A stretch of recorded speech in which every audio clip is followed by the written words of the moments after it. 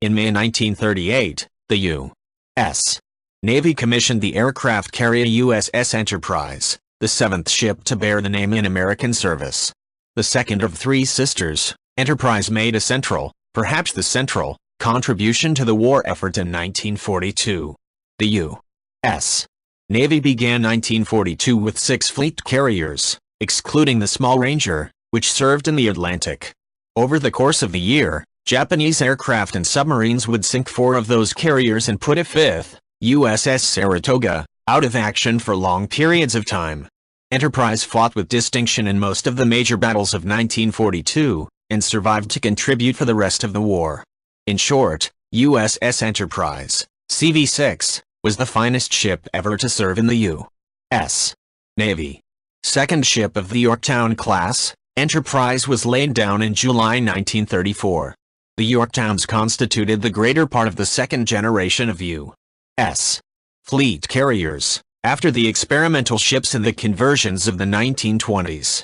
Experience with USS Ranger and the Lexingtons indicated that large carriers had many advantages in serviceability and survivability over smaller ships, so the Navy decided to go large. Enterprise displaced 25,000 tons, could make 33 knots and could comfortably carry around 80 combat aircraft. U.S.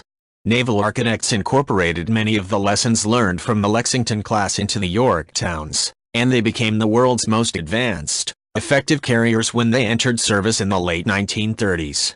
They would provide a template for the Essex-class aircraft carriers, which would begin joining the U.S. Navy in 1943. USS Enterprise joined the Pacific Fleet in 1939, and operated in a variety of roles in the years immediately preceding the war.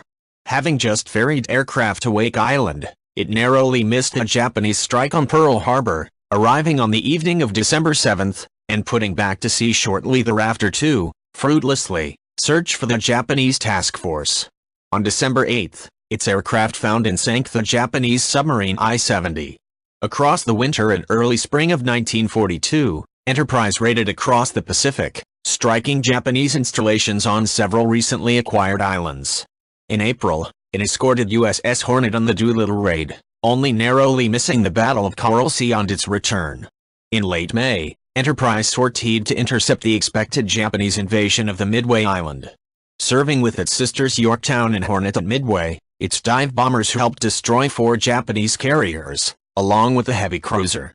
This victory broke Japanese momentum in the Pacific, but did not offer any rest to Enterprise, especially as Yorktown had sunk during the battle.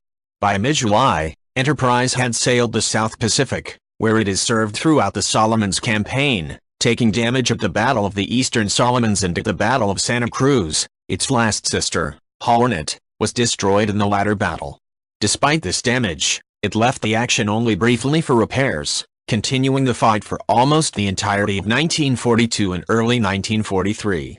Its aircraft helped destroy HIJMS Hee in November. If you like this video, please leave a like and subscribe.